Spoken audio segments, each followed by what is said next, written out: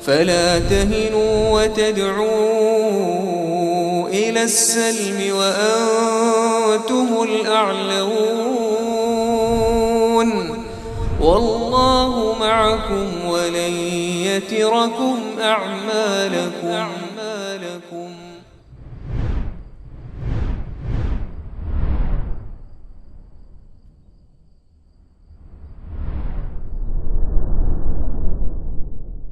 Bismillah. Assalamualaikum warahmatullahi wabarakatuh. Innal hamdalillah nahmaduhu wa nasta'inuhu wa nastaghfiruh wa na'udzu billahi min shururi anfusina wa min sayyiati a'malina may yahdihillahu fala mudilla lahu wa may yudlil fala hadiya lahu. Ashhadu an la ilaha illallah wahdahu la syarika lahu wa asyhadu anna Muhammadan abduhu wa rasuluhu la nabiyya ba'dah. Qala Allah Ta'ala ya ayyuhalladzina amanu taqullaha haqqa tuqatih wa la tamutunna illa wa antum muslimun. Ya ayyuhan nasu taqu rabbakumul ladzi khalaqakum min nafsin wahidah wa khalaqa minha zawjaha wa batha minhuma rijalan katsiran wa nisaa'a wattaqullaha alladzi tasaaluna bihi wal arham innallaha kana 'alaikum raqiba. Ya ayyuhalladzina amanu taqullaha wa qulu qawlan sadida yuslih lakum a'malakum wa yaghfir lakum dhunubakum wa man yuti'illaha wa rasulahu faqad faza fawzan 'azima. Fa inna asdaqal hadithi kitabullah wa khairal hadi hadi Muhammadin sallallahu alaihi wasallam wa syarral umuri muhdatsatuha wa kullu muhdatsatin bid'ah wa kullu bid'atin dhalalah wa kullu dhalalatin finnar. Amma ba'd. Para ikhwan dan akhwat yang dirahmati oleh Allah Azza wa Jalla, alhamdulillah kita berjumpa kembali di kajian rutinan kita insyaallah, yang mana hampir-hampir kajian ini libur, hampir karena masalah hujan. Dan Ana sejujurnya kalau naik motor sendiri pas seperti ini keadaannya nggak memungkinkan. Tapi alhamdulillah diboncengin dan alhamdulillah berhasil sampai sini, alhamdulillah. Tadi sudah nggak ada harapan untuk sini sebenarnya. Nggak bisa ini aja.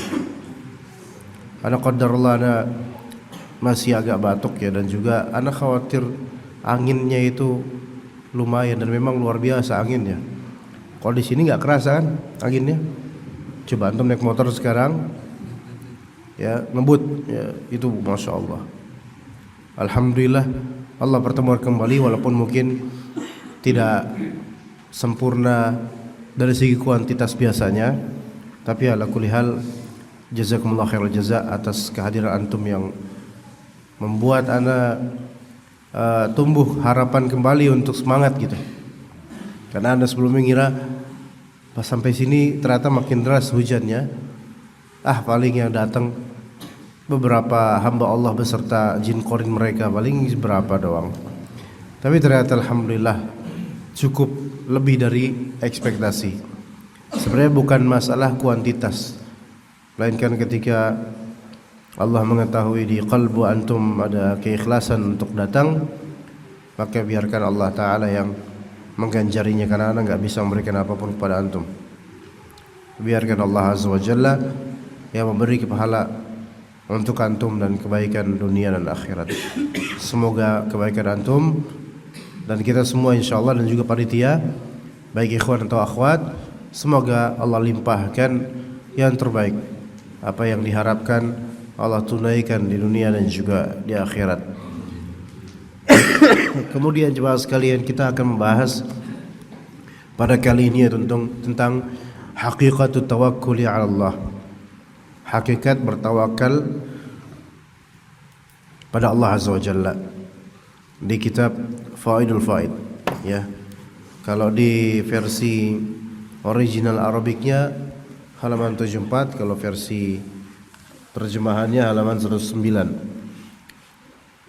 Hakikat bertawakal kepada Allah. Kita belajar tawakal pada Allah secara material dan secara praktek insyaallah. Bismillah. Ibnu Qayyim al-Jauziyah berkata, "Man taraka al-ikhtiyara wat-tadbir fi raja'i ziyadatin aw khawfi nuqsanin aw talabi sihhatin aw firarin min saqamin." Barang siapa yang meninggalkan ikhtiar, ikhtiar ini artinya usaha, seperti tadbir, pengelolaan usaha. Siapa yang meninggalkan usaha, ya,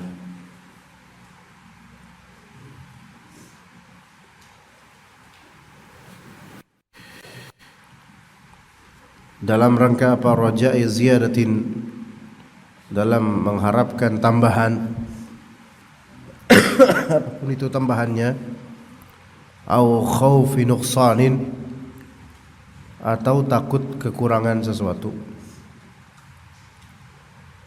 au talabi sihhatin, atau mencari kesehatan, au firarin min saqamin, atau berlari dari penyakit. Jadi ada orang yang meninggalkan ikhtiar, meninggalkan usaha, tapi hatinya itu mengharapkan adanya tambahan dari Allah. Dan hatinya mungkin, atau konteks lain, dia takut akan suatu kekurangan. Atau konteks lain, dia pengen sehat. Atau konteks lain, dia pengen sembuh, gitu loh. Dia berlari dari penyakit, artinya mencegah diri dari penyakit, ya. Tapi dia meninggalkan ikhtiar dan tadbir, yaitu meninggalkan usaha dan tadbir, yaitu pengaturan. Padahal wa alima anna Allah, dia mengetahui bahwasanya Allah ala kulli syai'in qadir, maha kuasa atas, maha mampu atas segala sesuatu. Wa annahu al-mutafarridu bil ikhtiyari wat tadbir, dan bahwa Allah Ta'ala satu-satunya zat yang dapat melakukan atau memberikan upaya dan pengaturan, ya. Wa anna tadbirahu li'abdihi khairun min tadbiril 'abdi li nafsihi, bahwasanya pengaturan Allah terhadap hambanya itu lebih baik daripada pengaturan hamba terhadap dirinya. Jadi ada orang harapannya tuh pengen ada, tapi dia meninggalkan ikhtiar, padahal dia punya pengetahuan, ilmu, punya ilmu bahwasanya satu, Allah maha mampu segala sesuatu, itu satu. Dua, Allah Ta'ala satu-satunya zat yang dapat memberikan upaya dan pengaturan. Jadi Allah maha mampu, dan segala upaya dan pengaturan itu pun dari Allah. Ya, kemudian juga yang ketiga, dia tahu bahwasanya pengaturan Allah terhadap hambanya lebih baik daripada pengaturan hamba terhadap dirinya. Ini kaidah ketiga, ya. Kaidah pertama apa tadi? Allah maha kuasa atas segala sesuatu. Kedua, segala ikhtiar makhluk dan pengaturan makhluk itu pun dari Allah Azza wa Jalla. Ketiga, pengaturan Allah terhadap hamba itu lebih baik daripada pengaturan hamba terhadap dirinya. Itu yang ketiga. Yang keempat, annahu a'lamu bimaslahatihi minal 'abd. Allah lebih tahu apa yang terbaik buat hambanya. Iya, Allah lebih tahu tentang kemaslahatan hambanya daripada hamba itu sendiri gitu. Allah lebih tahu apa yang terbaik buat hambanya. Ini kaidah-kaidah yang sebenarnya dalam masalah rezeki, jodoh perlu digali lebih dalam. Ya, masalah rezeki, jodoh, apa yang kita inginkan, baik itu berupa tambahan sesuatu atau khawatir berkurangnya sesuatu, sesungguhnya bertambah berkurang itu semua di bawah kuasa Allah Azza wa Jalla. Antum mau usaha seberapa apapun, itu pun tidak lepas dari takdir Allah Azza wa Jalla. Kemudian yang ketiga, bahwasanya pengaturan Allah terhadap takdir antum itu lebih baik daripada antum mentakdirkan diri sendiri atau mengatur diri sendiri. Pengaturan Allah itu settingan dari Allah lebih afdal, lebih baik. Ya. Antum merencanakan sesuatu misalnya, tapi ternyata takdir yang Allah berikan tidak sesuai rencana. Ketahuilah, yang terjadi sebenarnya itu lebih afdal daripada rencana antum. Gitu. Ya. Soal jodoh misalnya, antum sudah mencanangkan sama dia, fulanah, udah hampir-hampir itu nikah. Ternyata adalah pokoknya penghalang atau gimana, tiba-tiba nikah sama yang lain antumnya. Tayyib. Allah setting yang ini gak jadi, tapi sama yang lain. Ya, padahal antum sudah berjerih upaya untuk yang ini hampir-hampir dah. Bentar lagi udah akad gitu. Tapi ada masalah yang membuat cancel, kemudian dapat yang lain tiba-tiba mudah dan langsung jadi. Itu semua pengaturan dari siapa? Allah Azza wa Jalla. Dan itu mungkin happening terjadi di sebagian dari antum, Pak. Kita nggak tahu nih siapa yang kisah cintanya siapa yang luar biasa sih, kita nggak tahu dari antara antum. Ya, tuh seperti itu. Dan ketika kita mendapatkan sesuatu yang bukan itu yang kita harapkan gitu kan, atau kita kehilangan akan sesuatu yang kita khawatirkan hilangnya, ternyata yang kita khawatirkan terjadi, yang kita harapkan nggak terjadi, malah hal lain yang terjadi. Ingat bahwasanya Allah itu lebih tahu apa yang bermaslahat buat kita daripada diri kita sendiri terhadap diri kita. Gimana? Iya, betul gak? Allah lebih tahu apa yang cocok buat antum, apa yang lebih bermaslahat buat antum. Allah lebih tahu. Coba dihusnudzonkan gitu deh pada Allah Azza wa Jalla. Ya. Sehingga tidak menyesali sesuatu yang tidak dia dapatkan, dan tidak terlalu berbangga akan sesuatu yang dia dapatkan, karena sesuatu yang tidak dia dapatkan, ya ini sudah ditakdirkan oleh Allah Azza wa Jalla, dan pasti ada hikmah di balik itu. Apa yang dia dapatkan juga tidak terlalu dia banggakan. Kenapa? Ya karena ini semua diatur oleh Allah Azza wa Jalla. Ya, baik. Kaidah berikutnya di sini,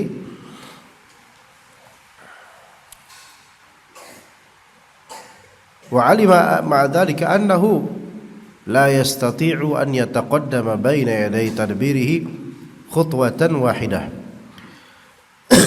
Yaitu bersama dengan itu hamba juga yakin, yaitu dia yakin akan ketidakmampuan dirinya untuk mendahului pengaturan Allah walaupun selangkah. Hamba itu perlu yakin bahwa dirinya tidak mampu mendahului pengaturan Allah walaupun cuma selangkah, nggak bisa.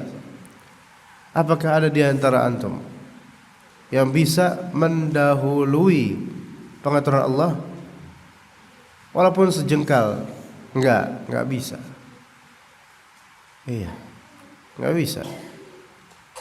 Takdir Allah tidak bisa antum dahului. Nggak mungkin. ya.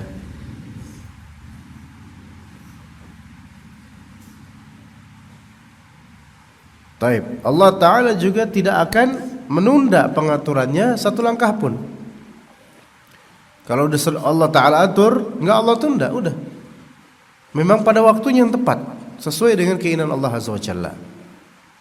Karena tidak ada yang mampu menghalangi Allah. Ya. Dan tidak ada yang bisa mempercepat atau menunda takdirnya. Enggak ada yang bisa mempercepat atau menunda takdirnya.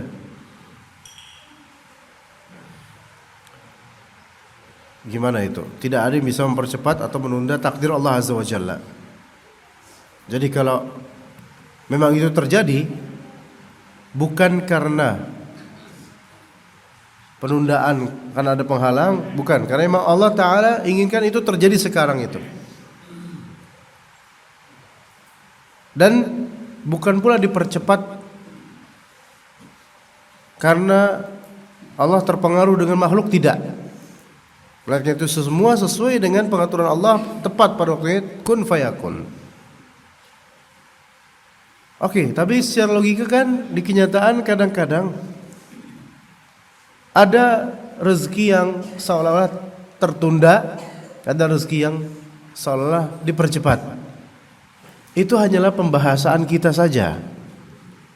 Hakikatnya semua itu sesuai dengan kehendak Allah Azza wa Jalla pada waktunya. Gitu. Tidak mungkin Allah menghendaki ini terjadi sekarang, tiba-tiba tertunda, dan Allah tidak tahu kok bisa tertunda. Nggak mungkin. Nggak mungkin. Misalnya Allah Ta'ala juga menginginkan ini terjadi besok, tiba-tiba di luar kendali Allah Azza wa Jalla terjadinya hari ini bukan besok. Nggak mungkin. Nggak mungkin.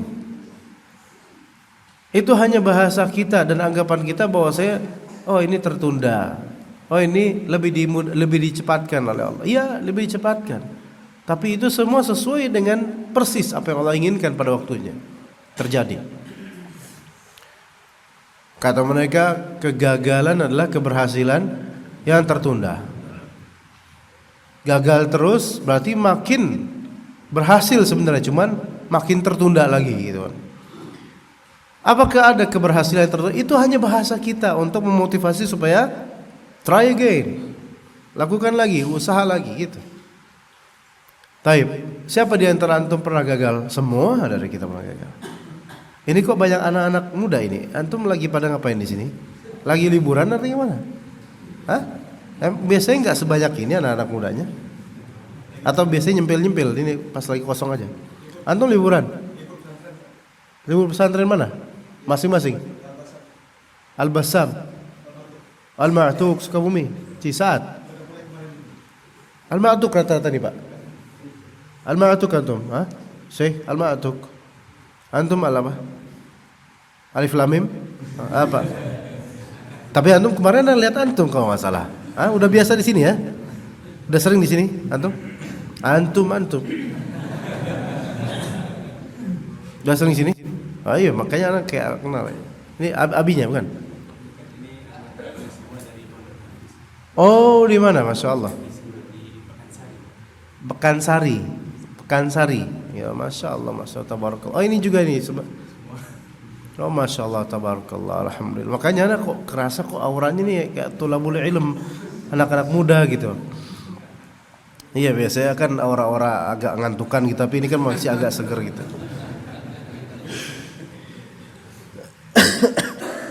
Oke. Taib. Ketika kita gagal, itu tidak ada yang tertunda sebenarnya. Itulah on time-nya gagal yang Allah inginkan. Oh, ini kegagalan adalah keberhasilan yang tertunda. Nanti insya Allah berhasil. Iya, kalaupun Allah takdirkan berhasil, itu bukan karena Allah tunda. Maksudnya Allah Ta'ala takdirkan sekarang, tiba-tiba kok berhasilnya besok tanpa kendali dari Allah. Enggak. Sebenarnya enggak ada dalam takdir Allah Azza wa Jalla yang disebut tertunda tanpa kendali oleh Allah Azza wa Jalla. Adapun kalau memang Allah tunda atau Allah percepat, itu pembahasan yang mana di Lauh Mahfuz itu sebenarnya semua sudah tersetting gitu loh. Sudah tersetting.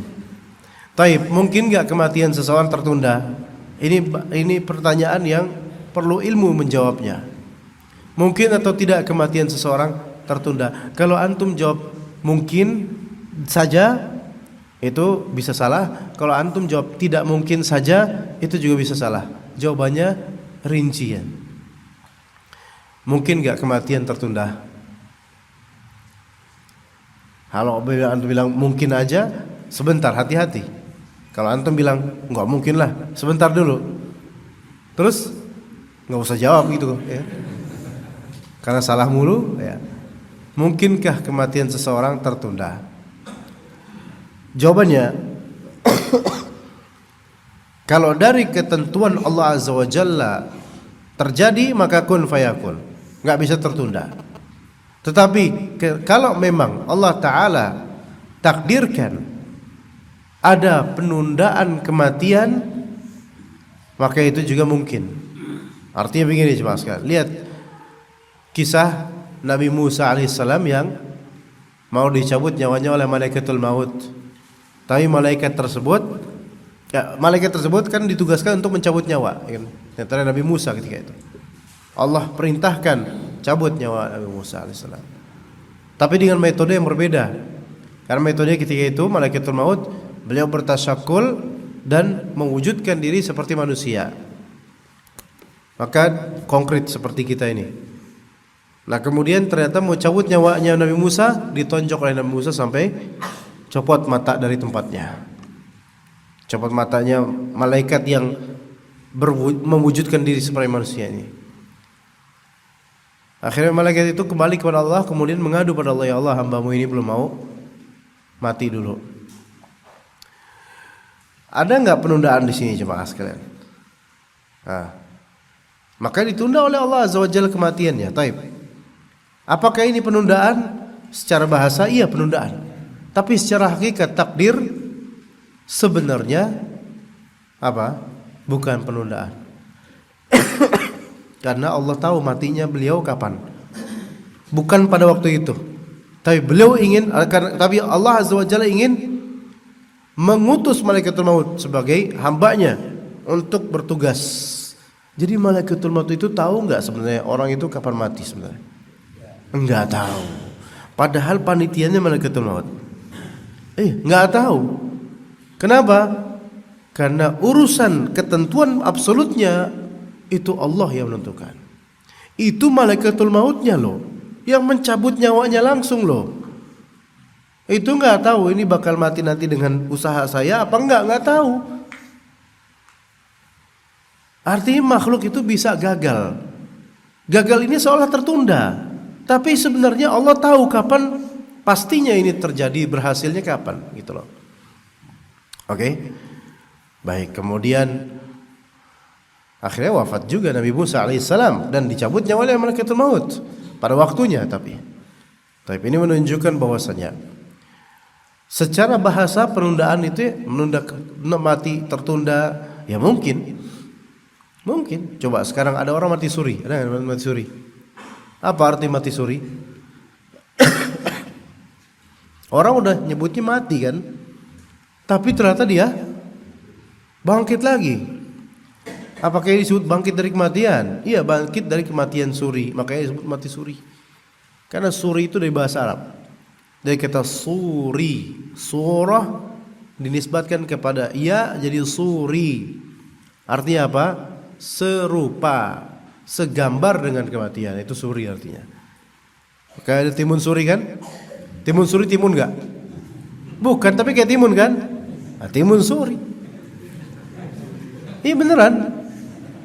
Ini ilmu yang antum enggak bisa dapetin di ustadz lain insyaallah. Tapi ini sahih.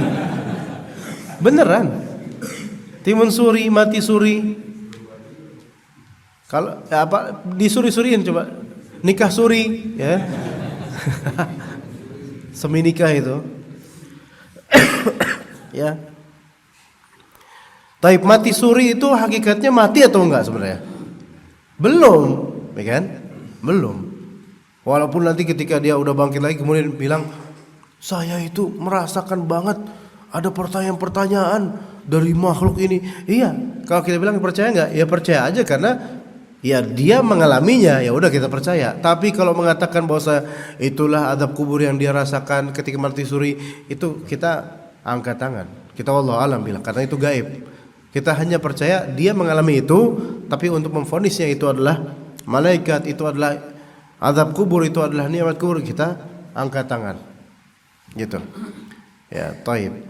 Jadi mati suri itu zahirnya kematian, secara bahasanya kematian, hakikatnya belum sampai kematian hakiki. Sehingga kejadian yang absolut terjadi hakiki itulah yang sudah ditentukan oleh Allah, itulah yang ditentukan oleh Allah Azza wa Jalla secara absolut ketika itu. Dan kalau ada penundaan tidak jadi, ya itu juga takdir dari Allah Azza wa Jalla. Tetapi penundaan atau pemercepatan itu bukan karena Allah tidak tahu itu bakal terjadi atau tidak, melainkan itu pun sudah disetting oleh Allah Azza wa Jalla. Oke. Sesuatu yang segala yang tertunda atau sesuatu yang menurut kita dipercepat, itu semua sudah diatur sama Allah. Pada waktunya terjadi sesuai kehendak Allah, enggak meleset, enggak menyimpang sedikit pun dari waktu yang ditentukan oleh Allah Azza wa Jalla. Taib, kalau misalnya di antara antum daftar Lipia, mungkin anak-anak antum atau siapa saudara, daftar Lipia, untuk masuk Lipia sekarang lebih sulit daripada zaman bahala. Zaman ana sekarang lebih sulit. Di zaman ana pun banyak yang tereliminasi. Sekarang lebih karena persaingan lebih ketat, orang lebih banyak, ya kan? Akses lebih mudah, maka lebih ketat, lebih selektif. Ada yang sampai 3 kali daftar, setiap periode 3 kali, sekali daftar ditolak, nggak bisa. Kemudian periode berikutnya daftar lagi, ditolak lagi, sampai tahun ketiga baru diterima, alhamdulillah. Taib, apakah ini penundaan? Secara bahasa iya. Tapi apakah Allah tidak tahu kalau misalnya nanti baru diterima di tahun ketiga? Itu justru semua settingan dari Allah Azza wa Jalla. Lah, terus bagaimana sikap dia menghadapi di tahun pertama ditolak? Sedih enggak? Ya wajar lah kalau sedih. Mana ada orang ditolak masuk kampus favorit kemudian alhamdulillah saya ditolak. Masa enggak ada. Ya mungkin alhamdulillah kulihal. Tetapi dia harus mengerti bahwasannya ini sudah takdir Allah ditolak. Tahun kedua pun begitu. Tahun ketiga pun begitu. Enggak bisa dia bilang enggak mungkin ini ditolak. Saya enggak mungkin orang kayak sini ditolak. Enggak bisa. Ya kalau Allah takdirkan ditolak ya khalas. Ya khalas. Jadi seseorang ketika dia menyandarkan nasib pada dirinya, dia menyandarkan pada pihak yang sebenarnya tidak mampu apa-apa dan tidak tenang hatinya. Adapun kalau misalnya dia menyandarkan kepada Allah, maka akan tenang hatinya sebagaimana nanti akan disebutkan. Kemudian dengan semua keyakinan itu, seorang hamba akan menyerahkan dirinya di hadapan Allah dan memasrahkan segala urusan kepadanya. Kalau dia udah tadi kaedah-kaedah ada di hatinya itu tadi, segala hal Allah Ta'ala Maha Kuasa atas segala sesuatu, segala jenis ikhtiar dan pengaturan itu juga milik Allah. Allah Ta'ala mengatur hambanya itu lebih afdol daripada manusia mengatur diri sendiri. Allah itu lebih tahu tentang maslahat buat antum. Apa tadi ada binatang atau gimana? Ada binatang di sini Pak? Enggak tahu. Oh cicak anaknya makanya. Kok ada yang gerak-gerak tiba-tiba gitu kan? Ada cicaknya?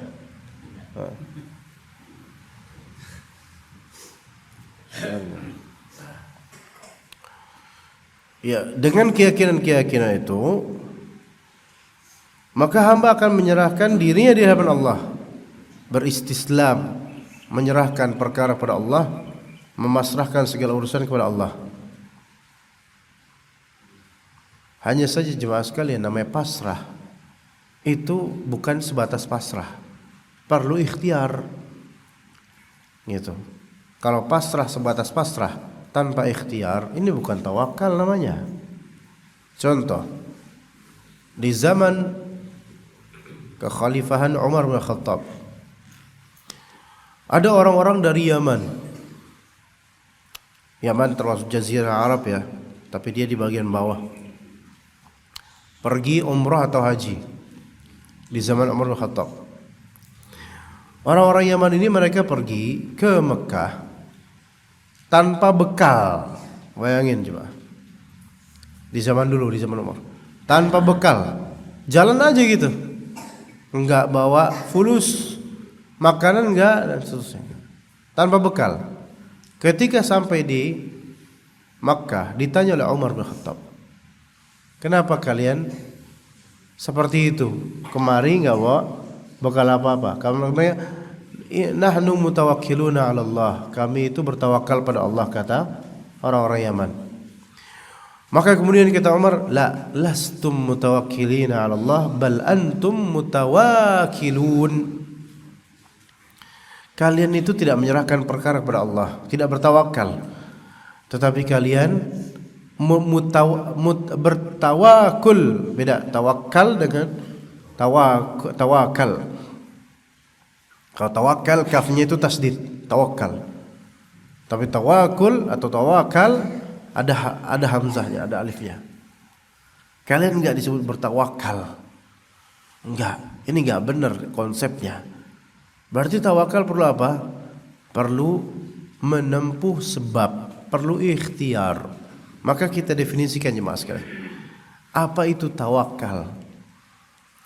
Tawakal adalah sidqul i'timadi 'ala Allah fi jalbi maslahatin aw daf'i madarratin ma'a thiqati bihi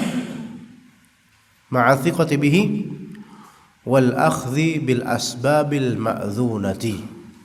Sok itu. Ayo sok saha sing hafal. Siapa yang hafal udah ayo. Hafal? Siapa yang bisa bahasa Arab? Anta tata'alam Arabiyah? مفهوم؟ لا ini al-ma'tuk, anak al-ma'tuk. Tafham Arabiyah? Tafham wala? Melayu? Baru apa? Oh lah, baru 6 bulan. Masya Allah. Anta naim ya akhi? Antum tidur apa ngapain? Enggak tidur kan? Tafham Arabiyah? Santriwan? La, lama. Jadi tawakallah ulangi lagi. Tawakallah sidqul i'timadi 'ala Allah fi jalbi maslahatin aw daf'i madaratin ma'a thiqati bihi wal akhdhi bil asbabil ma'dzunah. Itu definisi tawakal. Antum mau terjemahannya enggak, jemaah? Mau? Kalau mau wani biro, ayo. Tawakal adalah sidqul i'timadi 'ala Allah. Bersandar kepada Allah secara jujur. Bersandar kepada Allah secara jujur.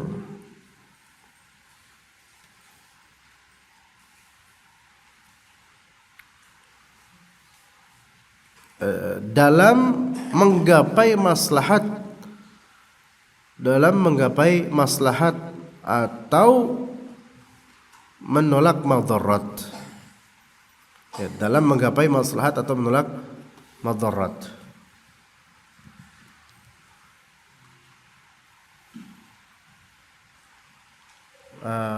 Ma'athiqati bihi, dengan percaya sepenuhnya pada Allah. Dengan percaya sepenuhnya pada Allah dan menempuh sebab-sebab yang diizinkan syariat. Dan menempuh sebab-sebab yang diizinkan syariat. Ini definisi terbaik untuk tawakal. Antum hafal definisi ini, antum bisa tawakal dengan benar. Insyaallah. Bingung? Apa coba sok? Baca sok. Ayo baca. Baca tulisan antum, bisa enggak baca tulisan sendiri? Ayo coba. Tawakal lah, ayo. Baca.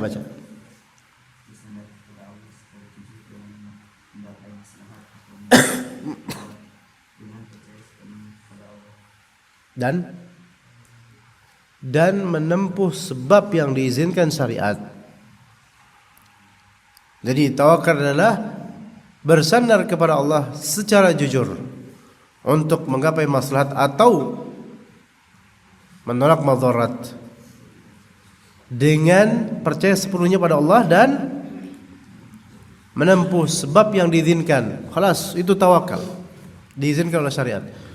Udah cukup itu definisi tawakal terbaik. Antum hafal itu, faham itu, bisa tawakal yang baik. Seluruh kajian tentang tawakal ada di definisi itu insyaallah. Misalnya ustadz lain misalnya bikin kajian misalnya panitia bikin tematik. Ya tawakal ya. Antum datang, iya apa nih? Dari ustadz itu bukan. Antum datang, seluruh kajian ustadz tersebut 1 jam itu terkumpul di satu definisi itu insyaallah. Sehingga habis kajian antum bilang, "Ustaz, ngapain Ustaz 1 jam lama banget? Ini tawakal nih, ngajarin gitu misalnya." Kalau berani, ya. Karena yakin nggak mungkin ya. Hafalkan coba itu. Itu ada beberapa. Di situ ada 4 poin. Pertama, menyandarkan perkara kepada Allah secara jujur, itu 1. Kedua, untuk menggapai maslahat atau menolak madarat, itu 2. Ketiga, dengan apa? Percaya semuanya pada Allah, 3. Keempat, dan dengan menempuh sebab-sebab yang diizinkan syariat. Itu baru tawakal. 1 aja hilang, itu enggak ada tawakal, itu bukan tawakal namanya. Coba yang pertama apa? Bersandar pada Allah secara jujur. Bersandar pada Allah secara jujur. Itu berarti kan menyerahkan perkara pada Allah dan harus jujur menyerahkan perkara kepada Allah secara jujur adalah dengan tidak mengandalkan diri sendiri. Itu. Kalau dengan tidak mengandalkan makhluk maksudnya, baik diri sendiri atau pihak lain. Maksudnya tidak mengandalkan di sini adalah tidak menjadikan kita itu bergantung pada selain Allah. Itu sidqul i'timad 'ala Allah. Ya. Itu. Ya. Jadi kalau misalnya masih bergantung kepada selain Allah, berarti ya maksud bergantung itu apa sih? Yaitu hati terpaut dengannya. Ya kalau mengandalkan dalam skala wajar nggak masalah. Contoh, saya mengandalkan tukang pijit ini untuk mijitin tubuh saya. Ya kita andelin dia enggak? Karena emang ahlinya gitu kan. Tetapi kita enggak boleh menganggap bahwasanya atau hati itu terpaut dengannya bahwasanya kalau sama beliau pasti sembuh. Ya. Karena beliau bisa menyembuhkan. Enggak. Yang menyembuhkan Allah Azza wa Jalla. Beliau hanya wasilah. Segala tawakal, makhluk itu semua wasilah.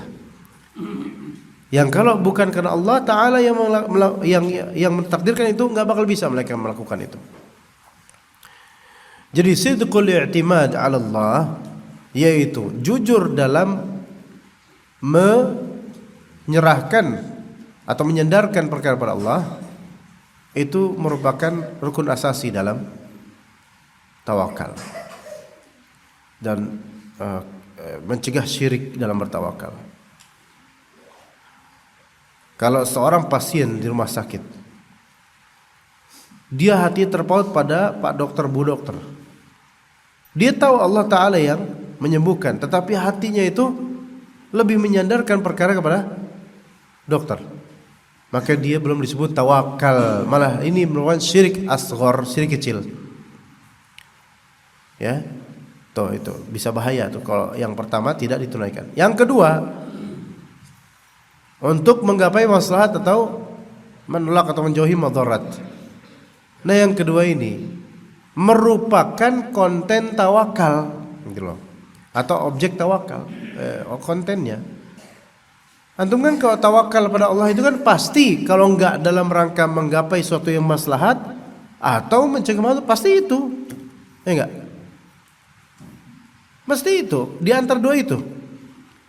Misal, coba siapa di antara antum yang rumahnya yang jauh di masih siapa yang jauh di sini? Enggak, selain kami, selain kita. Bapak di mana, Pak? Citerep. Oh, Citerep, iya ya. Seberang dong berarti ya. Seberangnya Cibinong. Ya, walaupun nggak ada apa-apanya dibandingkan Jakarta. Hah? Nyebrang kali ya. Pakai apa, Pak? Sampan atau apa? Kali yang di pinggir Jalan Raya Bogor itu. Nah, Bapak ketika ke sini kan, antum ketika ke sini kan pengen mendapatkan maslahat kan? Pasti. Makanya butuh tawakal ke sini. Oke. Kemudian misal lain.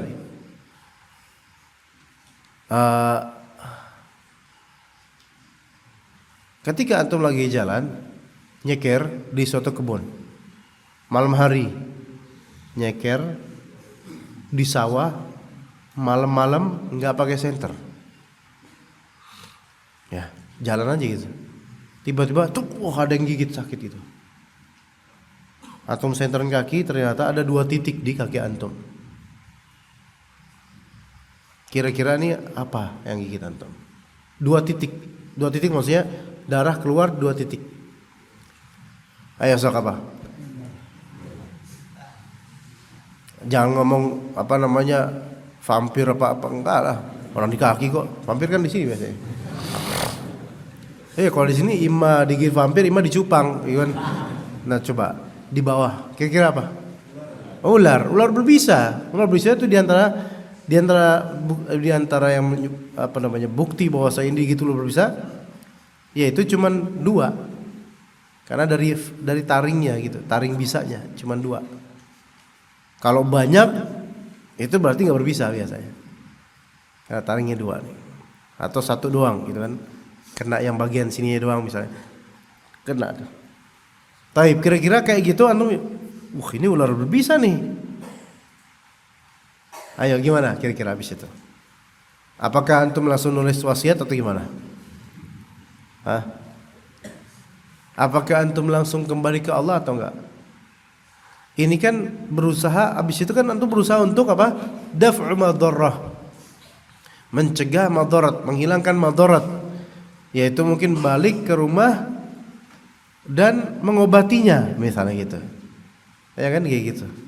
Oke, berarti ini masuk dalam daf'u madharrah, yaitu bukan mengalami maslahat, yaitu mencegah madarat supaya enggak tambah sakit.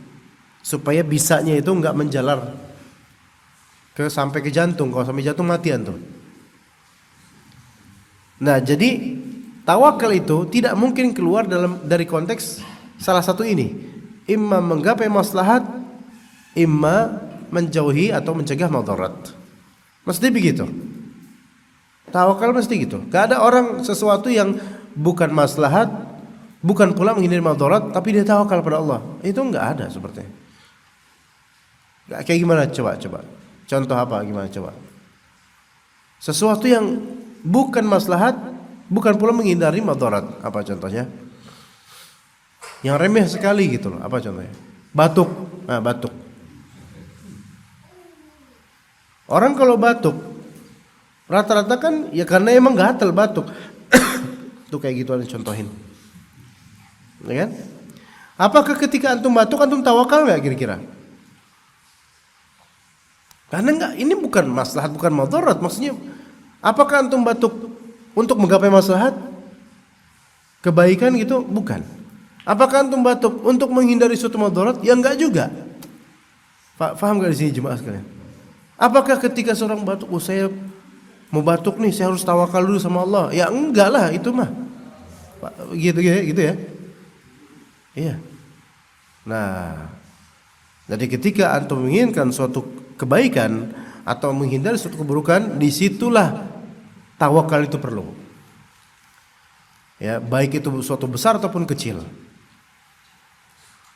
Oke. Nah, sekarang kalau antum keluar rumah, mau ke warung yang jaraknya 10 meter dari rumah, butuh tawakal enggak? Ayo, butuh tawakal enggak?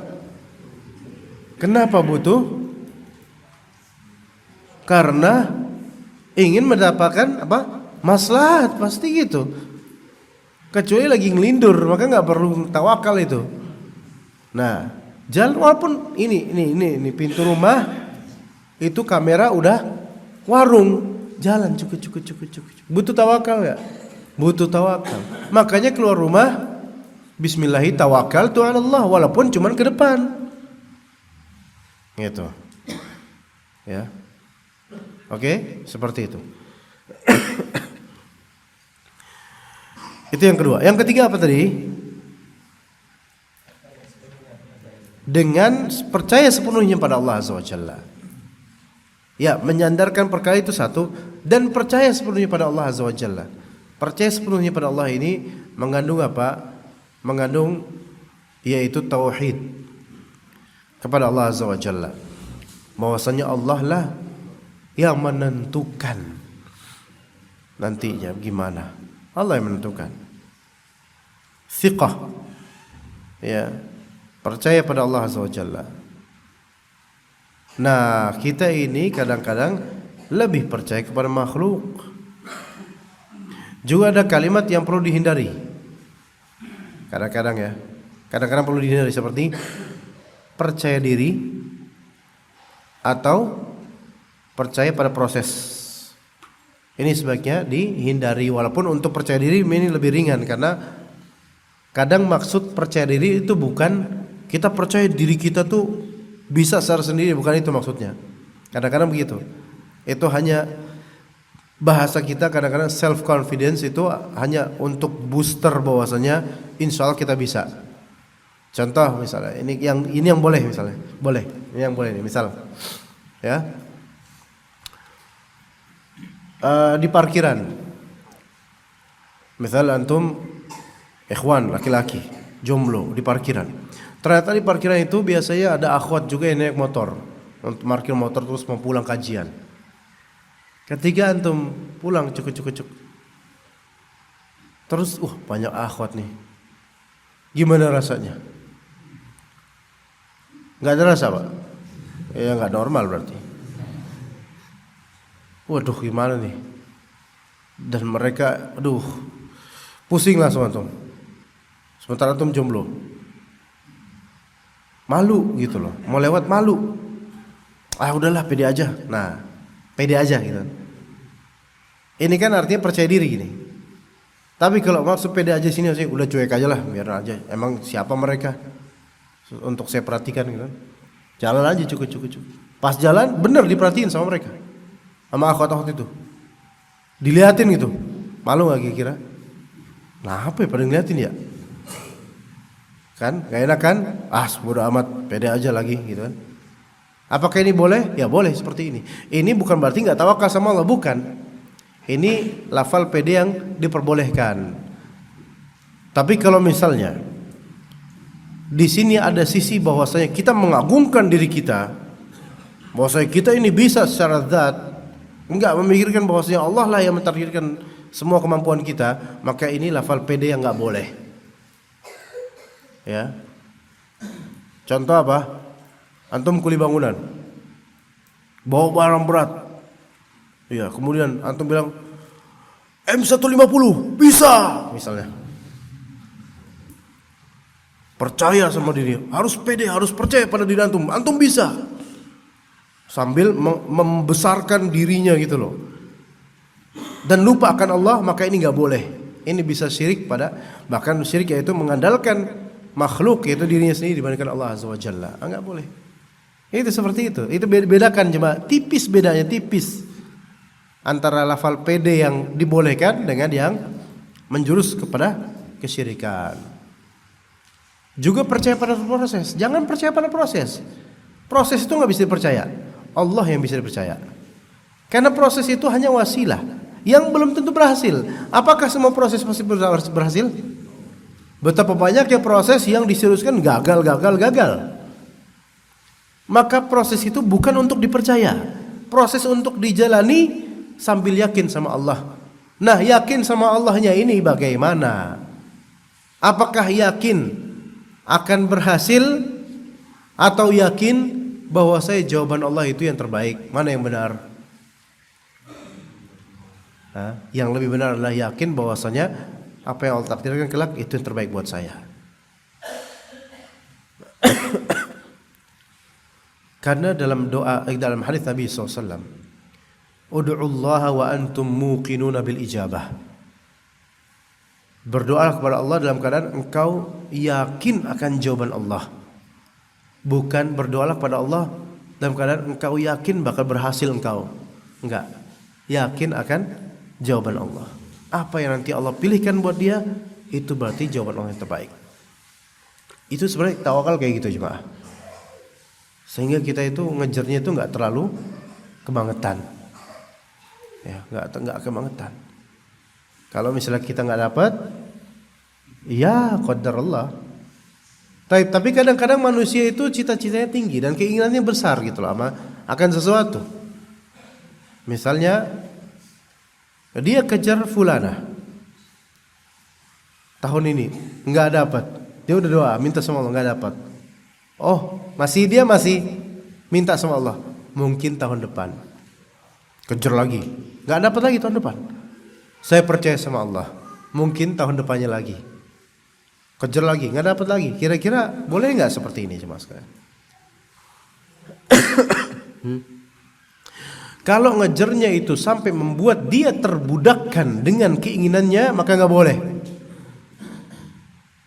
Tapi kalau misalnya dengan mengincarnya itu dia melihat ada maslahat dan kebaikan dalam ibadah dengannya, maka semoga tidak masalah. Tidak masalah. Ya, tetapi lebih afdal dia itu lebih memperbaiki lagi tawakalnya. Lebih afdal. Contoh yang lain lah, selain jodoh lah. Kalau jodoh kayak kesannya kayak dunia banget. Oke, jangan. Tadi Lipia. Tahun pertama daftar ditolak. Karena nggak bawa SKCK misalnya. Waduh, sedih kan? Dan pendaftaran tutup habis itu. Tahun berikutnya daftar. Semua berkas udah benar, semuanya udah. Tinggal tes. Tawakal sama Allah. Pas tes interview ketemu syekhnya. Udah deg-degan ini, Masya Allah. Ditanya dengan bahasa Arab, biasanya bisa bahasa Arab teman-teman. Pasnya nggak gagap langsung. Aku tidak tahu gitu katanya. Gagal lagi, ngejar lagi tahun berikutnya. Sampai syekhnya bilang, anta mazil tahayan anta. Apa artinya mazil tahayan? You are still alive gitu kata. Ente masih hidup gitu kan? Kok ente lagi gitu? Naam syekh, ana urid jiddan gitu kan? Ana yani ata'allam fi hadzal ma'had. Ana sadiqan, ana urid jiddan yani ana atamanna an akuna darisan fi hadzal ma'had. Saya pengen banget ya saya pengen sini. Saya ngeliat nih anak melas banget ini. Ya udah anak tes misalnya. Dites. Lagi-lagi aku tidak tahu gitu. Gak bisa. Gagal lagi. Besoknya ngejar lagi pada tahun keempat. Bismillah. Saya tetap di sini insyaallah. Ketemu lagi sama saya itu. Kata saya, "Anda kenapa kok masih aja antum? Anda tahu antum gagal 3 kali," kata saya. "Kok masih bisa aja? Masih mau ke sini?" "Ya Syekh, ana ingin menuntut ilmu. Terimalah ana." "Ya khair, ana tanya lagi antum." Ditanya kali ini berhasil. Akhirnya masuk misalnya Lipia. Dan ini bisa terjadi pada beberapa ikhwan atau akhwat. 2 tahun, 3 tahun baru bisa masuk. Itu. Tapi pertanyaannya, mengejar seperti ini boleh atau tidak? Ya. Boleh, karena apa? Ikhwan ini ada maksud baik untuk ibadahnya, untuk amal solehnya, yaitu menuntut ilmu. Begitu jemaah. Jadi kalau misalnya ada hal duniawi misalnya tentang tadi jodoh, antum ngincar fulanah karena antum tahu dia baik, Atau antum tahu dia hafizah, atau antum tahu dia berakhlak yang baik dan jarang ada perempuan seperti dia. Dia itu she is the only one of million gitu loh. Ya. Jadi ada 1 juta orang cuman dia yang kayak gitu. Iya, misalnya karena faktor kesolehannya. Misalnya ya lulusan Libya misalnya akhwatnya, kemudian hafizah, cantik, keluarganya salafi semua, kemudian bapaknya udah tua banget. Nah tuh, ini kayak lengkap sempurna nih, bismillah. Ya, iya, datang mungkin ada apa ya mas ya, kata keluarganya. Maaf mau nazar. Nazar apa ya? Ini nazar si khotimeh. Ya. Oh maaf, pendaftaran sudah ditutup gitu kan. Gitu kan? Gagal. Ternyata mau nikah, kejar lagi. Sampai mengutarakan bahwa saya ingin beribadah dengan si khotimeh. Bismillah insyaallah. Tayyib. Kalau memang dia jujur ingin mendapatkan maslahat dan bukan karena memperbudak dirinya terhadap perempuan itu, maka semoga Allah kabulkan pada waktunya. Iya. Yang lain misalnya, yang belum punya anak, boleh nggak ngejar sampai punya anak? Ya boleh, karena apa? Ya anak ini duniawi, tetapi kan apa yang kita inginkan? Kita pengen amal soleh itu semakin berkembang, bisa mendidik anak, dapat pahala banyak dan seterusnya. Boleh. 3 tahun belum punya anak, 4 tahun belum punya anak, mulai diskusi sama istrinya. Baby, kita ini kayaknya harus cari solusi yang lebih real untuk bisa punya anak. Istrinya udah curiga. Gue tahu lo mau ngomong apa. Ya, misalnya gitu. Namanya juga kan orang usaha ya kan. Dia lakukan itu. Taib, boleh nggak dia kemudian ngejar pengen nikah lagi untuk mendapatkan anak? Boleh. Boleh, karena apa? Dengan itu dia bisa beribadah lebih lagi. Punya anak, bukan untuk membuat istri pertama cemburu, bukan. Karena laki-laki rata-rata ya butuh anak gitu loh. Pengen punya anak. Ya kan tujuan nikah buat punya anak. Qadarullah ini belum punya nih. Gitu loh. Nggak bisa tiap lebaran ditanya mulu sama mertua, sama orang tua. Kapan? Dulu waktu bujang ditanya kapan nikah. Pas sudah nikah ditanya kapan punya anak. Ntar pas sudah tuaan ditanya kapan punya cucu. Udah punya cucu ditanya kapan lu mati. Kan gitu stepnya. Ya, jadi memang pengen punya anak itu wajar. Karena di situ ada lumbung pahala yang besar. Makanya jemaah sekalian rahimakumullah, dan juga mungkin kalau ada akhwat, kalau memang suaminya belum punya anak sampai sekarang udah bertahun-tahun, dan kemudian suami sangat pengen punya anak, kemudian suaminya ini bagus dalam memanage ekonomi, adil, soleh, maka dukunglah suami untuk nikah lagi. Beneran. Ini hatta antum di pandangan ini antum ummahat, anda ngomong kayak gini. Walaupun besok nggak diundang lagi bodo amat. Kenapa? Karena emang seperti itu hakikatnya kita harus dakwahkan. Suami ini butuh anak. Ya, dan insya Allah kalau mungkin bisa misalnya nikah lagi dapat anak, insya Allah lebih baik keadaannya. Dan jangan terlalu cemburu. Ingat, udah ada salafnya. Nabi Ibrahim alaihissalam, ya, dan Siti Sarah, kemudian Siti Hajar punya anak akhirnya kan, punya anak. Kenapa Siti Sarah menghadiahkan sang budak yaitu Siti Hajar dihadiahkan ke Nabi Ibrahim? Supaya apa?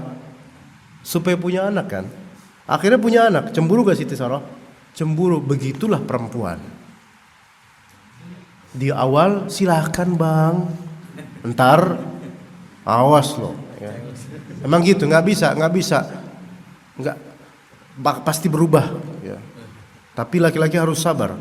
Artinya di sini adalah anjuran. Kalau misalnya antum memang pengen mendapatkan maslahat punya anak, qadar udah ikhtiar nikah, udah ikhtiar melakukan hubungan suami istri, udah berobat, qadarullah masih belum bisa, dan ada alternatif lain, coba nikah lagi siapa tahu punya anak. atau menikahi janda yang sudah ada anak dan itu dilakukan sebagian ikhwan, ini solusi. Daripada adopsi anak angkat atau anak asuh, ntar kok gede pasti jadi non mahram. Ya enggak? Misalnya pick up anak asuh. Antum anak siapa? Kok kayak bule antum? Anak siapa? Anak siapa ini? From Russia? Bisa bahasa Rusia lah? Janganlah. Ini anak siapa? Ada orang tua di sini? Orang itu di Rusia? Kamu kenal Vladimir Putin, kenal gak tuh? Kasih tahu ke beliau ya, masuk Islam gitu. Nah, jadi nggak ada orang tuanya di sini. Misalnya dia ini nggak ada orang tuanya. Antum dan istri antum jadikan dia anak angkat misalnya, anak asuh lah, taruh di rumah, masih kecil. Oke, nggak masalah. Entar kok udah balik, gimana? Sama istri antum non mahram, nggak boleh satu rumah, enggak? Lah, yang lebih afdal apa? Imma menikahi janda yang punya anak dan itu jadi mahram, khalas. Ya, atau menikahi perempuan lagi kemudian beranak dari situ, alhamdulillah. Ikhtiar. Ini mungkin sesuatu yang seolah-olah kalau kita bicarakan di majelis tabu. Ustadz nih hobi nikah, pengennya ini itu. Ya akhi. Enggak. Sekarang betapa banyaknya suami istri yang saling curiga, bertengkar karena belum punya anak. Dan menuding istrinya, kamu tuh mandul, kamu kali yang mandul, bertengkar. Jadi berebutan kemandulan. Udahlah, berhentilah kayak gitu. Coba wahai para istri, tawakal sama Allah, anjurkan suami, Mas, kalau memang itu yang terbaik, lakukanlah. Aku ingin menjadi Siti Sarah untukmu. Masya Allah. Iya, Masya Allah. Ya itu ada di mimpi, cuman bismillah aja lah. Masalahnya sekarang saya temukan beberapa ikhwan, mohon maaf. Ya kalau kita tanya, udah punya anak belum? Udah berapa tahun nikah? Sama anak, sama kita mungkin nikahnya lebih lama beliau. Ya udah, Kak Ana mau sugestin, antum nikah aja lagi. Takut tersinggung. Ajaib, sebenarnya nggak perlu tersinggung, karena ini adalah solusi syar'i, untuk mendapatkan anak. Dibandingkan anak angkat itu sekarang nggak bisa. Anak angkat dalam Islam nggak ada. Dulu Rasulullah punya anak angkat, setelah dilarang maka nggak lagi anak angkat namanya. Begitu jemaah sekalian. Ya, ini bukan hal yang tabu untuk dibicarakan juga. Baik di majlis ilmu atau di perbincangan, ini adalah solusi syar'i yang dengannya kita mendapatkan kebaikan insyaallah taala. Apa ini? Udah syuruk berarti ya? Kirain tadi syuruk kemudian sekarang menjelang waktu zuhur gitu, mungkin enggak ya? Iya. Maka seperti itu jemaah. Nah, siapapun di antara antum, antum yang menginginkan kebaikan atau menghindari madarat, tawakal sama Allah, percaya sama Allah akan jawaban Allah yang terbaik. Dan tempuhlah sebab usaha, dikarena usaha. Jangan menjadi orang yang kaslan, pemalas. Allahumma inni a'udzubika minal kasali wal ma'thami wal maghram. Ya Allah, saya berlindung kepada Engkau dari kemalasan, dari dosa, dan dari hutang. 3 ini menghancurkan orang. Kemalasan bisa bikin hancur kita apa? Enggak mau usaha, akhirnya bikin mangkal orang lain juga itu. Coba kalau suami enggak mau usaha, istri yang jadi tulang punggung, padahal dia tulang rusuk, enggak bisa. Kemudian dosa juga menghancurkan manusia. Ini udah jelas.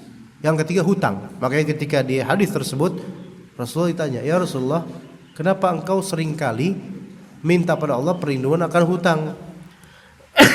Apa jawabannya, kawan? Yang bisa jawab anak olesin parfum Arab mahal ini, ayo. Yang bisa jawab. Penasaran nih, ayo. Kenapa Rasulullah SAW suka minta perlindungan kepada Allah dari hutang? Ayo, sok. Harum ini. Insya Allah. Beneran harum. Karena ini 287 real ikhwan harganya. Iya, sekali oles 30.000. Enggak lah, enggak jualan, enggak. Maksudnya nilainya segitu gitu loh. Ayo Pak, silakan. Enggak mau nyolati? Enggak, salah. Bapak mau diolesin, Pak? Hah? Mau Pak? Enggak apa-apa walaupun salah, enggak apa-apa. Saya kasih. Coba siapa lagi yang mau? Enggak apa-apa. Ya, fadhal. Apa itu? Ya, dosanya apa? Dosa yang lain apa? Nah, ini benar ya, iya benar. Ya, fadhal sini. Fadhal. Ini benar. Antum pilih diolesin samanya atau sama jahe? Ayo, fadhal. Mau nyoba enggak ini? Enggak usah malu-malu, ayo. Enggak apa-apa. Enggak usah. Membuka pintu dosa berikutnya itu berbohong. Benar ini kata Rasulullah SAW, sesungguhnya orang ketika ngutang itu dia kalau misalnya ngomong bisa bohong. Iya beneran. Dan itu rata-rata tukang utang kayak gitu. Rata-rata tukang utang kayak gitu. Walaupun jenggotnya sampai puser, tetap kayak gitu beneran. Suka bohong dia. Kalau sering ngutang pasti suka bohong, beneran. Siapapun di antara kita, sesoleh apapun sekarang, kalau antum sering ngutang, antum pasti bakal sering bohong. Minimal bohongnya belum ada, minimal itulah bohongnya. Minimal itu. Karena banyaknya atau punya hutang gak enak kawan, gak enak.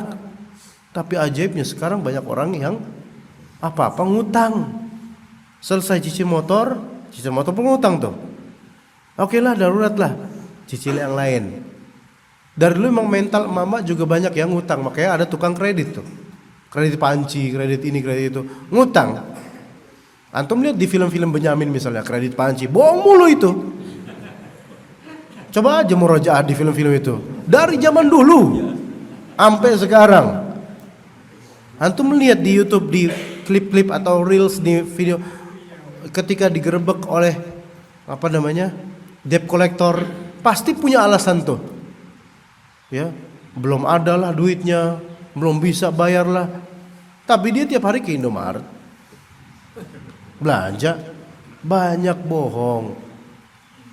Maka hati-hati dengan hutang. Lebih baik kita ngirit bertawakal sama Allah daripada punya hutang. Kalau enggak kepepet enggak boleh, ngutang itu enggak boleh. Kalau enggak kepepet enggak boleh.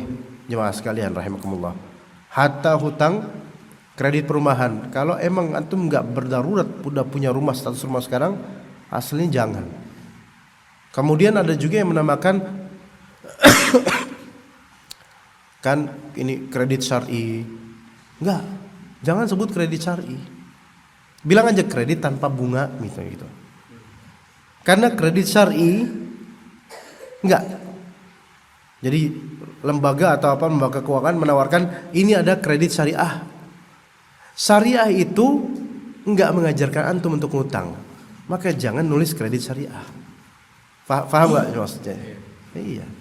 Karena ilmu syar'i, karena agama ini tidak mengajarkan antum untuk ngutang. Ya. Lebih bertawakal dan ikhtiar. Utang hanya ketika terjepit atau kepepet. Kalau udah normal tapi suka ngutang, ini namanya nanti jadi tuman penyakit. Ya begitu jemaah sekalian, alhamdulillah. Ya untuk materi kita cukup sampai sini insyaallah. Udah jam segini ternyata. Ya, langsung aja.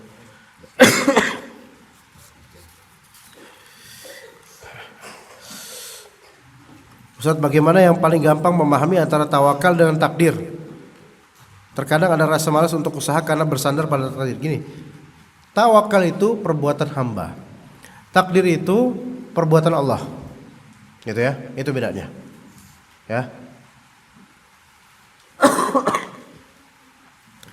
Tawakal itu amalan hamba, takdir itu keputusan Allah. Maka bersandar pada keputusan Allah tanpa beramal itu tidak boleh. Ya. Itu tidak boleh. Bersandar pada takdir Allah tanpa usaha atau tanpa amal tidak boleh. Contoh, nanti orang masuk surga atau neraka itu takdir Allah bukan? Takdir Allah. Udahlah, ntar nunggu aja akhirat gimana nanti keputusan Allah. Sekarang mah saya nggak usah usaha, ngapain beramal? Kan toh nanti juga Allah ya masukin surga ya masuk surga, yang ke neraka gitu. Kira-kira gimana nih? Nggak bisa kayak gitu. Dia harus usaha. Makanya dalam Al-Quran selalu mengatakan amanu bil wa amilus solihat. Innalladzina amanu wa amilus solihat. Beriman dan beramal soleh, harus ada amal soleh. Selalu kayak gitu, disandingkan iman dan amal soleh. Karena amal soleh inilah yang menjadi bekal. Ini usaha yang menjadi bekal nanti di akhirat. Maka tawakal itu perbuatan hambanya. Takdir itu keputusan Allah, perbuatan Allah Azza wa Jalla, bukan keputusan makhluk. Nah, kita kalau bersandar pada takdir saja tanpa bertawakal, tanpa tawakal, maka berarti nggak ada usaha. Dan itu bukan tawakal kalau nggak ada usaha. Ya begitu. Itu bedanya tawakal yang tadi. Adapun terkadang ada rasa malas, tadi berdoa kepada Allah Taala berlindung dari rasa malas. Rasa malas untuk usaha karena bersandar dengan takdir, karena konsep dia salah. Ya. Konsep dia salah. Allahu a'lam. Ustaz, bagaimana cara memotivasi diri kita jika terjadi kegagalan yang sesuai syariat? Apa itu kegagalan sesuai syariat? Apa ada yang tahu nggak jemaah kegagalan sesuai syariat? Ini nggak disebutkan di sini.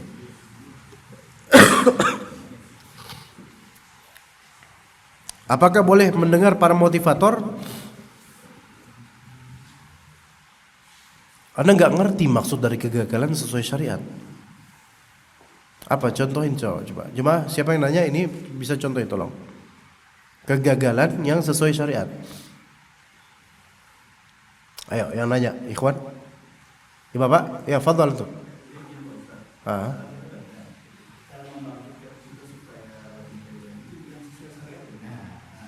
Oh, bukan kegagalannya yang sesuai syariat. Walah. Jika terjadi kegagalan, ya menurut syariat gimana gitu? Apakah boleh mendengar para motivator? Motivator kalau benar omongannya boleh. Cuman kan orang jualan ludah sih, apa yang antum ngomongin? Iya kan? Makanya kata ada siapa orang kaya, orang tajir Indonesia, orang sukses yang kalau di show atau interview itu dia pakai celana pendek. Siapa namanya tuh? Bob Sadino ya. Udah meninggal. Muslim atau bukan? Non. Nah, itu dia bilang motivator bisnis itu kalau dia memang pinter bisnis nggak bakal jadi motivator. Ngapain jadi motivator? Bisnis aja kan lebih banyak duitnya. Coba daripada jualan ludah mendingan jualan barang kan? Ini satu poin. Poin berikutnya, hukum asalnya mubah kita untuk mendengar coach atau motivator bisnis atau motivator lah pada umumnya, selama tidak bertentangan dengan syariat Islam. Tapi kenyataannya motivator atau coach itu rata-rata pengen membuat kita itu sukses dunia saja. Rata-rata gitu. Jarang motivator bisnis yang betul-betul ke syariat Allah Azza wa Jalla. Jarang, nggak banyak. Walaupun ada, maka hukum asalnya mendengar para motivator di bidangnya itu boleh, tapi harus difilter karena rata-rata motivator tidak menawarkan al-haq dalam beragama, gitu loh. Ya, melainkan hanya dunia saja dunia. Ya begitu, itu hukum. Nah, kalau kegagalan yang ditinjau, bagaimana treatment kegagalan sesuai syar'i? Yang pertama adalah benahi akidah, perbaiki akidah. Bahwasanya kegagalan ini bukan karena Allah Ta'ala membenci kita, belum tentu, melainkan kita husnudzon pada Allah bahwasanya di balik ini ada hikmahnya semuanya. Itu pertama. Kedua, jangan barometerkan kegagalan duniawi itu sebagai kegagalan hakiki, melainkan kegagalan akhirat itulah yang lebih hakiki. Itu kedua. Kok tiba-tiba kayak sepi gitu? Udah berhenti hujannya. Yang ketiga, kegagalan itu bisa berupa fitnah. Dan ketika seseorang tertimpa fitnah, maka Rasulullah menganjurkan badiru bil a'mal. Bergegaslah untuk beramal. Untuk menutupi rasa sakit hati dan putus asa, beramallah. Ya, fa idza faraghta fansab. Kalau kamu gabut, ya, enggak ada kerjaan, maka isilah dengan amal saleh. Maka itu manajemen kegagalan yang syar'i. Kemudian yang keempat, dekatilah orang-orang yang soleh. Dekatilah orang-orang yang soleh yang berhasil juga di bidangnya masing-masing. Itu akan memotivasi kita. Ya, karena orang-orang yang soleh yang berhasil di bidangnya masing-masing itu bukan hanya keberhasilan yang dia contohkan, melainkan juga kesolehan dengan keberhasilan. Namun untuk motivator boleh, cuman difilter lagi ya. Assalamualaikum Ustaz. Waalaikumsalam warahmatullahi wabarakatuh. Semua perkara sudah ditakdirkan Allah. Apakah dengan berdoa atau istighfar bisa merubah takdir? Berdoa bisa mengubah takdir, atau istighfar bisa mengubah takdir untuk takdir-takdir harian atau takdir rinci. Adapun takdir yang ada di Lauh Mahfuz, maka tidak akan mungkin berubah.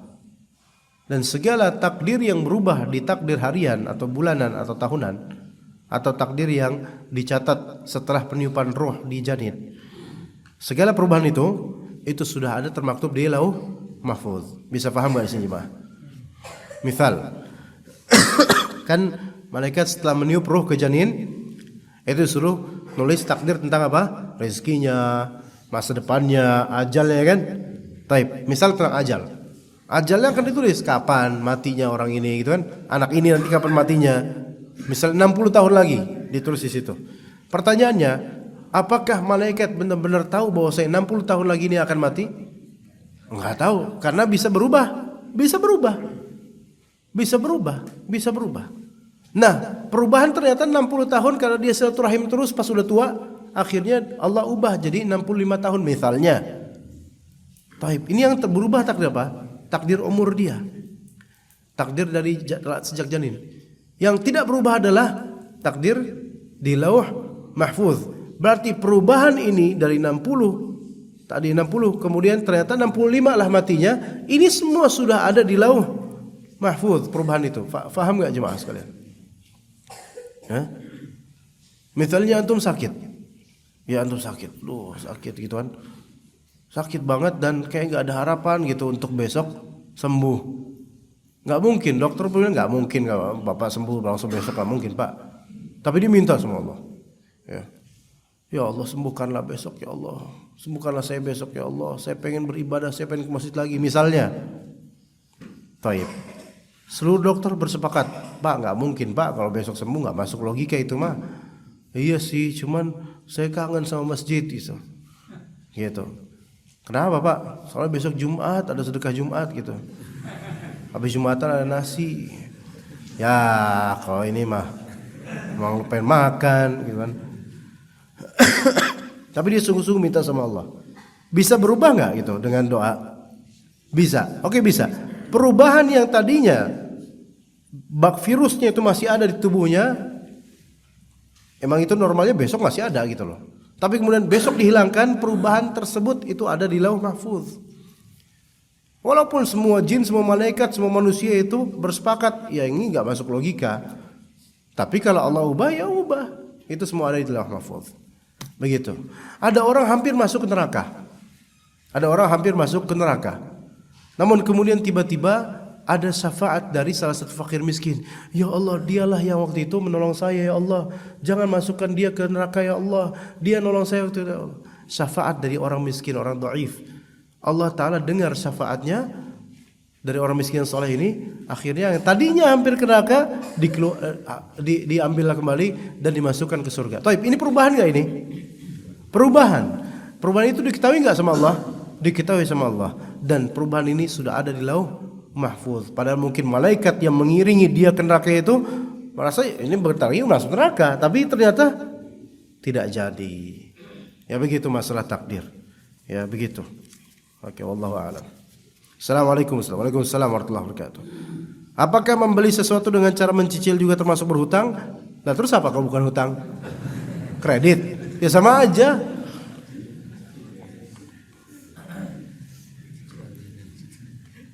Iya, cicilan rumah itu ngutang, cicilan motor, cicilan mobil, ngutang, pecicilan itu yang bukan ngutang itu. Ngutang semua itu cuma, beneran ngutang. Masalahnya kalau antum nyicil rumah berapa per bulan? Per bulan 1 juta misalnya. Misal ya, ini udah murah nih 1 juta. Berapa tahun kira-kira tuh? Antum yakin masih hidup sama itu? Itu masalahnya jemaah. Ini mohon maaf kalau ada yang memang seperti ini ya. Tapi ana nasihati sebenarnya, udah terlanjur mungkin lah. Tinggal 10 tahun lagi Ustaz. 10 tahun ini ngapain? Nikah lagi? Enggak. Baru lunas utangnya. Ya Allah, kasihan orang seperti ini. Beneran. Miskin. Kalau misalnya antum lihat bahwasanya daripada anda ngontrak Ustaz, habis duit buat ngontrakan, wallahi ngontrak lebih afdal. Sambil antum nabung kalau bisa. Kalau nggak bisa ya udah tawakal sama Allah, serahin sama Allah. Allah Maha Kaya kok. Daripada antum jalan setiap bulan cicil sampai 10 tahun. Tahun kelima antum masih hidup nggak kira-kira? Wallahu a'lam. Ya kita harus husnudzon sama Allah Ustaz. Insyaallah umur panjang. Insyaallah ya ana doain. Tapi nanti kalau mati jangan salahin ana. Tapi kok masa kita harus suuzon? Ini bukan suuzon, antisipasi. Orang mati syahid aja, mati loh nih, syahid loh, masih punya utang, belum dibayar. Itu di pintu surga nggak masuk.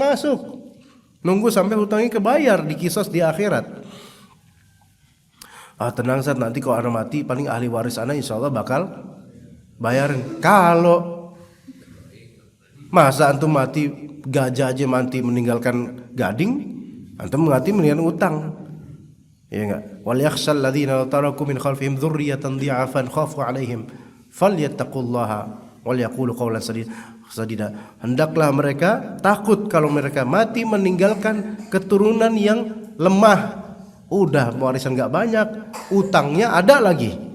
Udah gitu sisa masih 5 tahun hutang, dikali tiap bulan 1 juta. Berapa tuh? Pikir aja sendiri. Kira-kira anaknya kuat gak buat bayarin?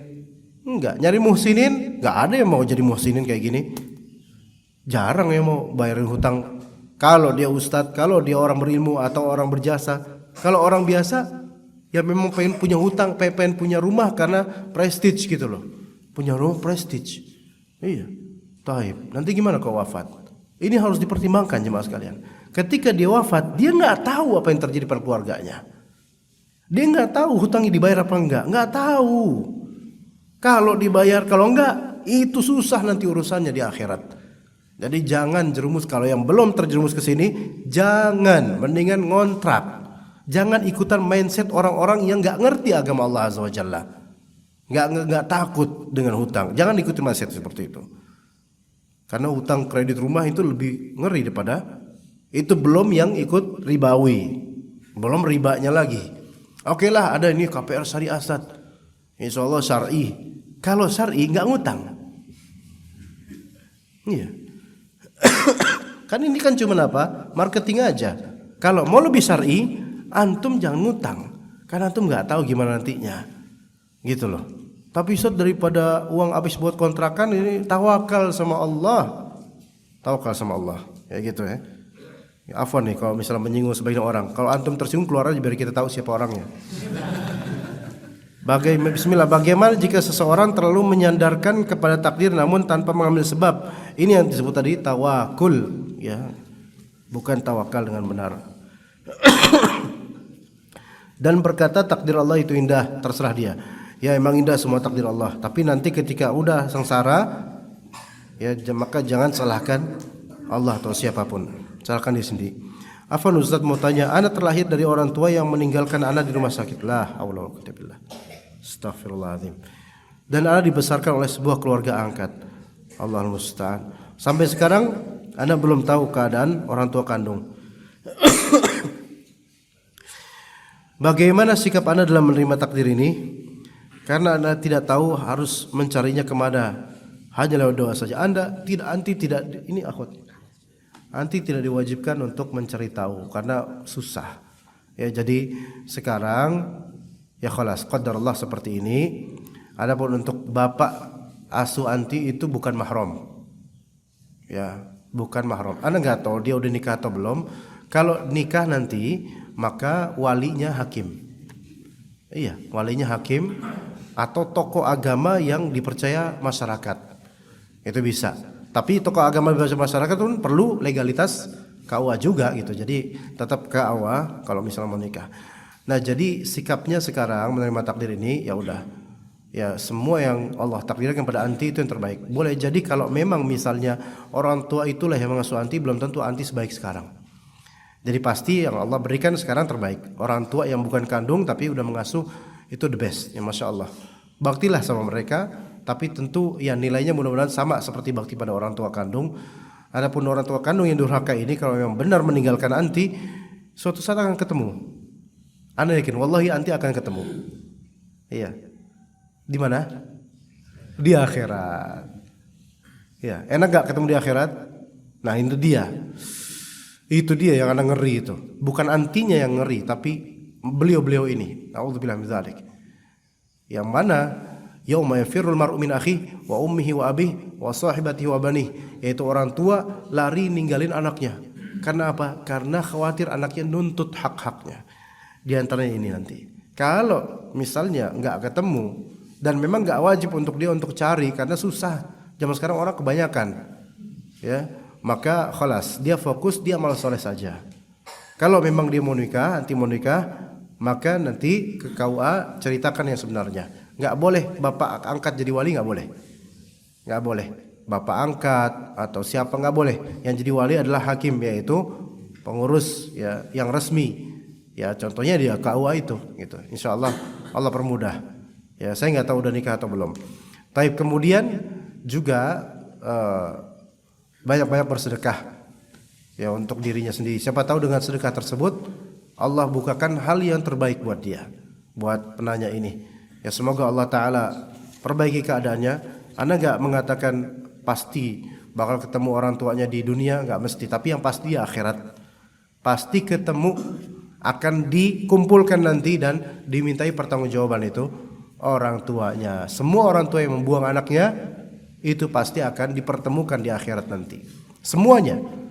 Walaupun ditinggalkan di tempat sampah bayi itu atau di rumah kosong, akan ketemu nanti di akhirat. Ya, na'udzubillah min dzalik. Maka jemaah sekalian, hargailah pemberian Allah Azza wa Jalla dan berupa anak. Ya, karena ini mauhibah azimah, yaitu karunia yang sangat agung, mahal, lebih mahal dari dunia seisinya kalau kita manfaatkan untuk akhirat kita. Afwan, bagaimana mengenai perkara piutang yang tidak bisa kembali? Bagaimana menyikapinya? Maksudnya gimana ini? Yaitu orang utang sama kita, orang itu ngilang gitu maksudnya. Itu insya Allah ketemu nanti di akhirat. Malah justru ini kabar gembira, karena ini modal juga nih buat akhirat kita. Iya. Jadi lihat aja lo nanti kabur kemana, nanti ketemu juga kita di akhirat. Kalau dia nggak maafkan, kalau dia maafkan ya alhamdulillah. Kalau nggak maafkan di akhirat. Sebagian dari orang yang punya hutang awam itu memang nggak mikirin akhirat. Ada seseorang usia sudah tua, mungkin sampai hampir 60 tahun lah sekarang. Itu biasa ngutang. Suatu ketika dia ngutang sama seseorang, tetangganya, temannya. Dia ngutang berapa gitu, nggak tahu dah. Suatu ketika tetangganya yang memiliki piutang, memiliki hutang, yang memiliki uang, sahibul dain atau sahibul fulus, itu meninggal. Apa respon dari yang berhutang ini? Alhamdulillah dia mati. Katanya gitu. Kenapa? Kenapa loh? Kok malah alhamdulillah mati? Ya saya nggak ditagih lagi dong, alhamdulillah. Gimana menurut antum kira-kira? Ini orang nggak mikirin akhirat. Emang mungkin nggak ditagih lagi, ahli warisnya nggak tahu. Justru ini lebih ngiri masalahnya. Ya udah nggak bisa lagi kita minta maaf kan, kecuali kita kasih duitnya ke ahli waris. Ahli waris nggak ada yang tahu. Malah dia alhamdulillah mati itu orang. Berarti alhamdulillah saya nggak ditagih lagi. Dia akhirat pasti ditagih. Justru mikir harusnya lebih ngeri, lebih merinding lagi. Waduh, mati dia. Nanti ketemu di akhirat gimana nih? Ya udah kalau misalnya gitu bayar ke ahli waris gitu. Hatta utangnya cuma 5.000 perak. Bayar ke ahli waris. Mohon ini 5.000 dari saya. Ada apa nih Pak? Saya pernah ngutang. Beneran Pak? Iya, 5.000 doang. Soalnya waktu itu harga bakwanya 1.000 satunya, saya ngambil 7 bayar 2, ya jadi segini gitu. Oh ini maling ternyata ya gitu. Ya maling juga berhutang sebenarnya, maling juga berhutang. Hatta maling sendal itu juga berhutang, di akhirat bakal dihisab nanti. Tuh lihat dalam Islam seperti itu. Assalamualaikum. Waalaikumsalam warahmatullahi wabarakatuh. Ada seorang wanita yang menikah dengan laki-laki yang sholatnya kadang masih bolong, tapi dia bertanggung jawab sebagai suami. Enggak. Suami yang sholatnya bolong enggak bertanggung jawab. Mungkin maksudnya bertanggung jawab secara nafkah ya. Tapi suami yang sholatnya bolong-bolong itu enggak bertanggung jawab. Kalau dia bertanggung jawab, dia sholatnya lengkap. Karena sholat bolong-bolong itu merupakan percontohan yang tidak baik untuk istri dan anaknya. Itu enggak bertanggung jawab itu. Kalau bertanggung jawab, dia bakal mencontohkan sholat kalau bisa berjamaah, kalau selalu berjamaah gitu. Itu baru bertanggung jawab. Ya mungkin maksudnya di sini apa? Maksudnya infak, nafkah ya. Wanita ini tinggal bersebelahan dengan mertua dan saudara-saudara dari suami dan membuatnya tidak nyaman. Kadang wanita ini ingin pisah dengan suaminya tersebut karena rasa tidak nyaman tersebut. Mohon nasihatnya Ustadz, apa yang harus dilakukan wanita tersebut? Saya sebenarnya enggak merekomendasikan tiba-tiba gugat cerai, enggak. Cuman begini, ketika seorang perempuan punya hak, istri punya hak, yaitu sandang, pangan, papan. Di antara sukna yaitu tempat tinggal. Tempat tinggal yang membuat istri ini apa? Nyaman tinggal di situ. Askinuhunna min haitsu sakantumuhum. Maka bertempat tinggal dengan baik. Nah, kalau di samping ada mertua, ada saudara-saudara yang mungkin omongannya enggak enak, menyakiti, maka wajib atas suami untuk pindah ke tempat yang membuatnya merasa nyaman, wajib. Nah ini gimana, dia udah ada rumah tapi sampingan dan gak nyaman seperti itu, belum menunaikan kewajiban, belum menunaikan haknya istri dari segi sukna, dari segi tempat tinggal. Itu dari segi satu. Segi dua, yaitu sholat bolong-bolong itu buruk sekali, dosa yang sangat besar. Maka sebenarnya pada hukum syar'i sebenarnya ini dua hal ini kalau benar-benar nggak bisa diperbaiki, sebenarnya dua alasan ini bisa diperbolehkan untuk istri menggugat cerai suaminya, Cuman kalau di pengadilan kadang-kadang alasannya nggak bisa kayak gini. Kenapa kok gugat cerai? Karena suami sholat bolong-bolong. Kadang-kadang apa? Kok kayak gini sih alasannya? Ya karena pengadilannya nggak ngerti agama juga gitu. Oh kayak gini sih alasannya, apa kayak gitu, nggak dinafkahin apa? Ya sholat bolong-bolong. Kata pengadilan, ya saya juga sholat bolong-bolong. Tapi istri saya nggak gitu tuh, kata dia. Ya namanya sholat bolong-bolong itu adalah kejahatan dalam beragama yang itu hak Allah tidak ditunaikan sepenuhnya. Itu udah kejahatan buruk sekali jemaah sekalian. Tapi kalau memang bisa ada husnul, bisa diralat, perlahan-lahan nanti mudah-mudahan bisa komplit sholatnya, bertahan aja dulu. Karena sholat bolong-bolong itu tidak langsung kafir, enggak.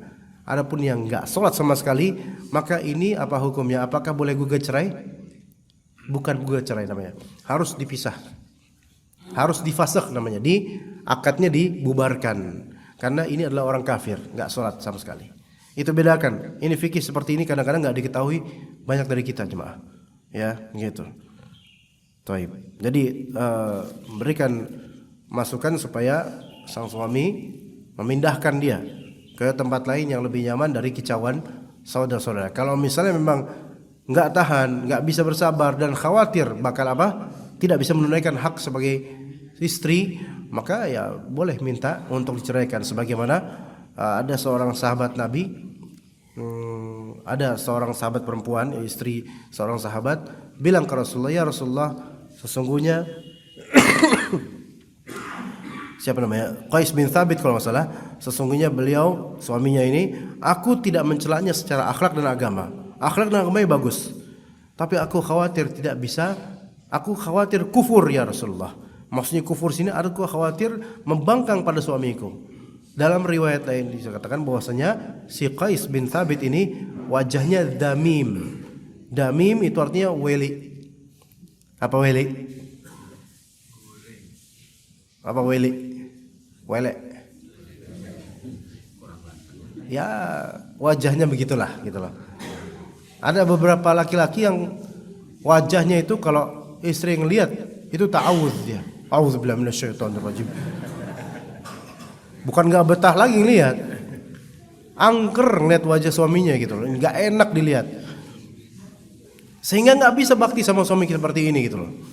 Maka ini aja masalah wajah aja nggak bisa tahan, itu boleh minta diceraikan. Maka Rasulullah SAW, apakah engkau pengen untuk mengembalikan kebun yang dulu dimaharkan oleh suami kamu itu? Ridho nggak ngasih kebun ke dia? Ridho Rasulullah. Ya udah, wahai Qais, kamu terima itu kebun dari istrimu, gugat cerai dengan adanya pemberian dari istrinya, maka sah terjadi gugat cerai. Ini dalam konteks ini adalah secara syar'i boleh.